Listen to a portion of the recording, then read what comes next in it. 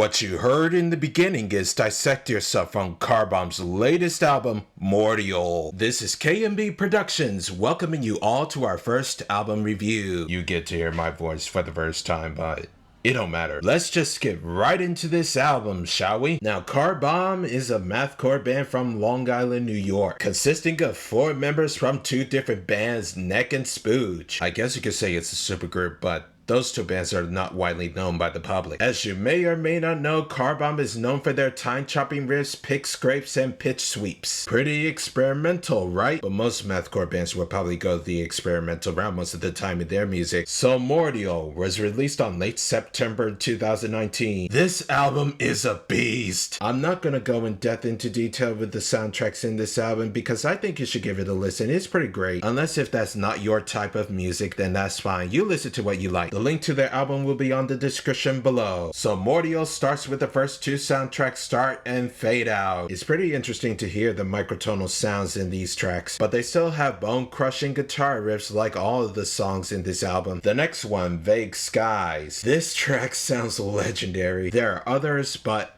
I'll get to them in a moment. This track starts off atmospherically, then it gets to the heavy machine gun parts. One of my favorite things from Carbomb. Elliot Hoffman, the drummer of Carbomb, calls them jackhammer riffs, but I still call them machine gun riffs nonetheless. But anyways, Vague Skies' atmospheric and heavy parts make this track sound like a movie in my opinion. On to the 3rd track, Scattered Sprites. This is like where Carbomb goes frontierer. Pretty good track, but not my most favorite on this album. I don't listen to it all the time. By the way, if you don't know who Frontierer is, it's a mathcore band kind of similar to Carbomb, but more chaotic. The down-tuned chucks on Scattered Sprites have a feeling of metallic objects crushing your face off. No jackhammers on this track, but still heavy. The next track, Dissect Yourself, a thrashy and grinding number on Mordial. It's pretty much the band's trademark of their guitar automatopoeia. Pew pew pew! The ring modulation madness is strong with this one. It's not easy listening, it's pretty experimental. Up next, Zoxoy. No, wait a minute. This one's pronounced XOXOY from Carbomb's guitarist Greg Kubacki. Like Vague Skies, XOXOY's heavy and atmospheric riffs make this track sound legendary too. Except for this one has more shoegaze at the end. A special guest, Courtney Swain of the art rock band Bent Knee, was featured on this track. I almost forgot. 1 minute in and you'll be pummeled to the ground with the Herda riffs. The Sugar's Bleed riffs in layman's terms. After that is Hela. Been told that this track is paying tribute to Pantera. What cut me off guard in this song is the beginning where it feels like it's being recorded from a garage. It was a pretty interesting move. Carbomb is full of surprises after all. After the introduction, this track is a banger. Certainly pays tribute to the great Pantera, but in my opinion, it kind of sounds like CB Murdoch, another band similar to Carbomb from Sweden. One thing I should point out, they played the same riff from the beginning at the end of the song. Blackened Battery is up. Carbomb's Metallica song. Blackened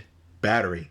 The name explains it. A whole bunch of metric modulations with this tune. As I've been told, Carbomb doesn't play with the click track. Elliot Hoffman specifically. That's one of the interesting aspects of Carbomb. But anyway, it's Metallica, except it's mixed with a little Meshuggah. I really like the guitar solos on this one. It's better than Kirk Hammett's in my opinion. On one moment it has the reminiscence of Blackened's Breakdown. Onto the title track. Mordial is another banger. Probably heavier than Hela. The track begins with something interestingly primordial. It's like something from a tribal movie. Then it wastes no time going into a breakdown. No, the breakdown is everywhere. That's why it's heavy. Okay, I may be exaggerating. Nonetheless, it has a beautiful chorus.